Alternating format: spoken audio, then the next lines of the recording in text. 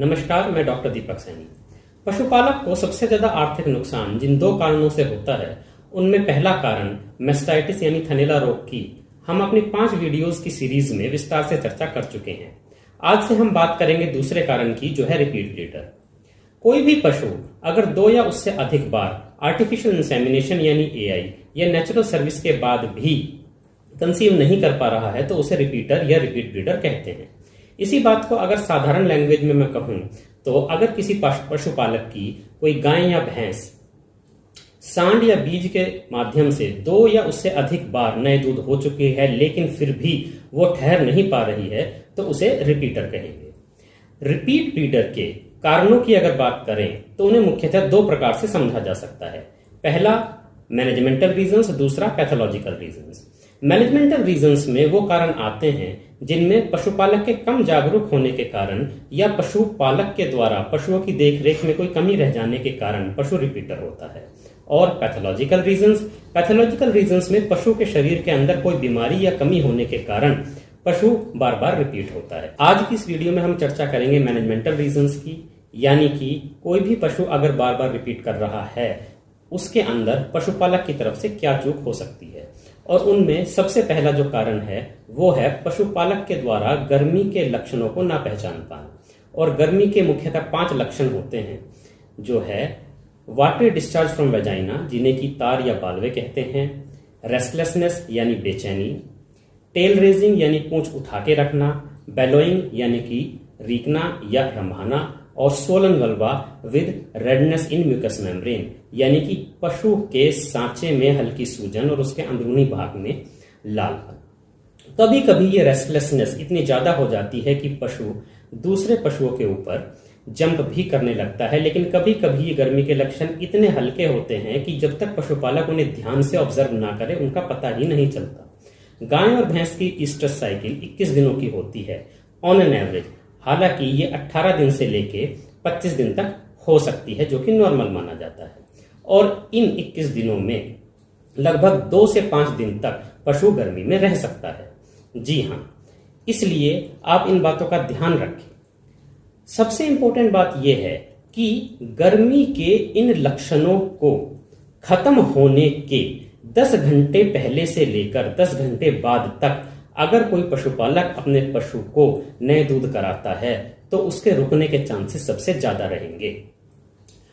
मादा पशु के शरीर में सीमेन अंडा निकलने से 6 घंटे पहले प्रेजेंट होगा तो उसके रुकने के चांसेस सबसे ज्यादा रहेंगे। और तीसरी बात कि इन गर्मी के लक्षणों के समाप्त होने के बाद 1 दिन तक मादा पशु के शरीर में अंडा कभी भी निकल सकता है। स्पर्म्स मादा पशु के शरीर में लगभग 2 दिन तक जिंदा रह सकता है।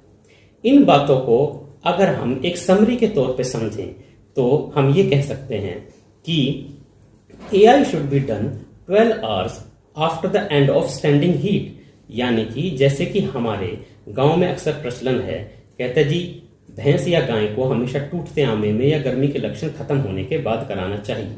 वही बात किताब भी कहती है कि जब पशु के अंदर गर्मी के इन लक्षणों को आप देखना बंद कर दें, उसके लगभग 12 घंटे बाद अपने पशु को नए दूध कराएं।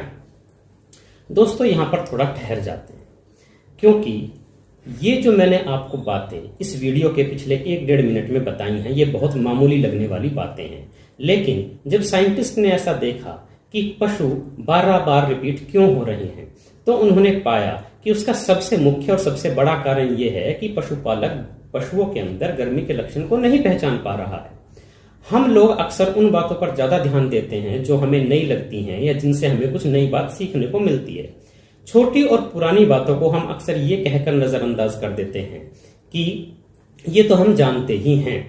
तो इसलिए दोस्तों, मेरा आपको ये सजेशन है कि इस वीडियो के इन पिछले 1-2 मिनट को आप दोबारा से अच्छी तरह देखें और अच्छी तरह सुने और अपने आप से विचार करें कि आप इनमें से कितने लक्षणों को अच्छी तरह पहचान पाते हैं और किन बातों को अच्छी तरह फॉलो करते हैं। इसके अलावा दोस्तों, अगर आपके पशु में गर्मी के लक्षण खत्म होते होते या खत्म होने के बाद खून आने की समस्या है, जो कि वास्तव में एक समस्या नहीं है, वो मेटिस्टस ब्लीडिंग है, तो तो ऐसे पशुओं को आपको खून आने से एक दिन पहले नए दूध कराना है, तो उसके रुकने के चांसेस अधिक होंगे और वो रिपीट नहीं करेगा। रिपीट ब्रीडर का अगला कारण है न्यूट्रिशन। न्यूट्रिशन यानी कि अपने पशु को जो भी खुराक आप देते हैं, आप अपने पशु की अच्छी देखभाल करते हैं और अच्छी खुराक देते हैं, लेकिन क्या वो अच्छी खुराक संतुलित भी है? और अगर संतुलित है भी तो क्या आपके पशु को उस खुराक के सभी तत्व आसानी से मिल पा रहे हैं? ये दोनों बातें देखने वाली हैं, क्योंकि अगर आपके पशु के शरीर पर कहीं भी परजीवी यानी कि कीड़े हैं, जो पेट के कीड़े भी हो सकते हैं, तो आप कितनी भी अच्छी खुराक दें, उसके सभी तत्व पशु के शरीर के अंदर एब्जॉर्ब नहीं होंगे और वो रिपीट करेगा। इसके अलावा अगर हर एरिया में, हर क्षेत्र में जो भी फसल उगाई जाती है, जो भी चारा उगाया जाता है, वो किसी ना किसी चीज में डेफिशिएंट है, तो अपनी अच्छी से अच्छी खुराक को भी पूरी तरह से संतुलित बनाने के लिए आपको उसके अंदर मिनरल मिक्सचर यानी कि खनिज मिश्रण का इस्तेमाल करना चाहिए। जैसे कि हम अपनी पुरानी वीडियोस में भी बता चुके हैं कि आपको अपने पशु को साल में 3 बार, हर बार मौसम बदलने से पहले पेट के कीड़ों की दवाई तब भी देनी चाहिए अगर उसके अंदर पेट के कीड़ों के कोई लक्षण नहीं है। इसके अलावा अपने हर पशु को वजन के हिसाब से मिनरल मिक्सचर यानी कि खनिज मिश्रण पूरे साल खिलाना चाहिए। पशुओं के रिपीट होने का अगला कारण है गर्मी का वातावरण। अगर आपका पशु, खास तौर पे भैंस, गर्मी के वातावरण में रहती है तो उसके रुकने के चांसेस बहुत कम है। अक्सर आपने ये देखा होगा कि पशुपालक पशु को कृत्रिम गर्भाधान कराने के बाद तालाब में लेके जाता है। उसका यही कारण है, क्योंकि अगर आप अपने पशु को नए दूध कराने के बाद जितना ज्यादा आरामदायक और ठंडे वातावरण में रखेंगे, उतने ही ज्यादा उसके रुकने के चांस होंगे और वो रिपीट नहीं करेगा। हमने अक्सर एक बात ऑब्जर्व की है कि अपने पशु से बच्चा लेने के बाद पशुपालक उसे हमेशा जल्दी से जल्दी दोबारा से नए दूध कराना चाहता है, लेकिन आइडियली होना ये चाहिए कि बच्चा लेने के बाद लगभग 60 दिनों के बाद ही पशु को दोबारा नए दूध करा लेना चाहिए। हालांकि आप कहेंगे कि जी 60 दिनों में तो पशु 3 बार स्ट्रेस में आ जाएगा, 3 बार गर्मी में आ जाएगा, वो तो नुकसान हो गया। लेकिन ऐसा नहीं है दोस्तों, क्योंकि ऐसा देखा गया है कि जो पशु बच्चा देने के बाद 60 दिन के बाद नए कराए गए हैं वो रिपीट नहीं करते हैं। अगर फिर भी आपको 60 दिन ज्यादा लग रहे हैं तो कम से कम आप इतना तो कर ही सकते हैं कि बच्चा देने के बाद जब वो पहली बार गर्मी के लक्षण दिखा रहा है, स्ट्रेस में आ रहा है, तो आप उसे सेक्सुअल रेस्ट दें, यानी कि उसका पहला आमा उका दें और उसके बाद जब वो दोबारा गर्मी के लक्षण दिखाए तब उसे नए दूध कराएं। पशुओं के रिपीटर होने का मैनेजमेंटल रीजंस में जो सबसे आखिरी कारण है वो है ट्रांसपोर्टेशन स्ट्रेस।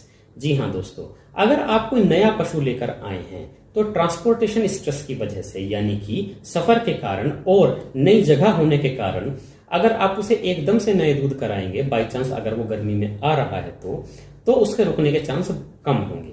इसलिए आपको मेरा ये सजेशन है कि जब भी आप कोई नया पशु लेके आए, उसे एक्लिमेटाइज होने के लिए थोड़ा समय दें और उसको पहले स्ट्रेस में सेक्सुअल रेस्ट दें, और जब आपके पास वो दोबारा से गर्मी के लक्षणों में आए तभी आप उसे नए दूध कराएं।